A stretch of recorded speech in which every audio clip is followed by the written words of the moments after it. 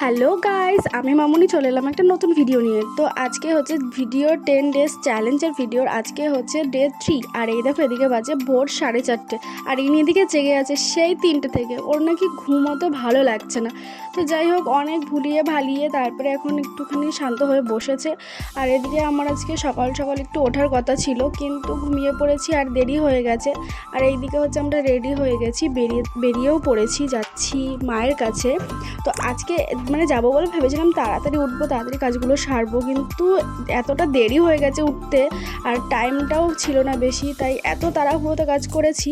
আর এদিকে কিন্তু বড়মশাইও হেল্প করেছে। আর এই যে এখানে আসার জন্য এত ব্যস্ততা, মা বোন কিছুই জানে না, হঠাৎ করে সারপ্রাইজ দিয়েছি, তার কারণ এনার সাথে দেখা করার ছিল। এটা হচ্ছে আমার বোনের মেয়ে। আসলে ওরা কদিন এসছে, অনেক কদিনই হয়েছে এসছে ভোট দেবে বলে, আমার বোনের ভোট যেহেতু এখানে তাই জন্য। আর আমরা আসতে পারছিলাম না ভোটের কারণে, তাই জন্য কালকেই ভোট শেষ হচ্ছে আর দেওয়া, আর আজকেই আমরা চলে এসেছি।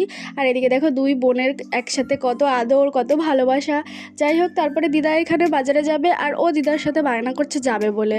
তারপরে অনেক কষ্ট করে রাখা হয়েছে। আর এদিকে যেই মা ফোন করেছে যে আমি চলে এসেছি বাইরে আসো, অমনি ছুট লাগিয়েছে দিদার কাছে। আর এরকমভাবে দিদার কাছে দাদুর কাছে ছুটে যাওয়ার এই মজাটা, এটা আমরা সত্যি খুব মিস করি। কারণ ছোটোবেলায় ওরকম আমাদের যেহেতু দিদা ছিল না, দাদু ছিল, তো যখন দাদু আসতো আমরাও কিন্তু এরকম ছুটে ছুটে যেতাম দাদুর কাছে। আমি আর বোন মানে দৌড় লাগাতাম কি আগে যেতে পারে। তো যাই হোক, এদিকে মা বাজার থেকে মাংস নিয়ে এসেছিলো, মাছ নিয়ে এসেছিলো, তো সেগুলোই আমি বাটিতে বাটিতে ঢেলে রাখছি। আর এদিকে এখন এটাই রান্না হবে, তো চলো রান্নাবান্নাগুলো সেরে নিই। আর এই দেখো দিদার ডিউটি, দুইজনকে নিয়ে বসে পড়েছে। এদিকে আমি একটুখানি পুচকুটাকে নিয়ে আদর করছিলাম। ইনি কিন্তু শুয়ে থাকবেন না, এনাকে নিয়ে শুধু ঘুরতে হবে, খুব ঘুরুনি মাসি হয়েছে। আর এদিকে এখন হয়ে গেছে বিকেলবেলা, আর এদিকে মা ভাজছে কলার বড়া। তো আমার মায়ের না সত্যি কোনো এনার্জির লস নেই, উনি করতেই থাকে, এটা ওটা সেটা বানাতেই থাকে। তো আমি যতই ভাবি আমি করব না, মা করবে আমি খাবো, কিন্তু আমাকে দিয়ে সেই করাবেই। তো শেষটা আমিই করলাম।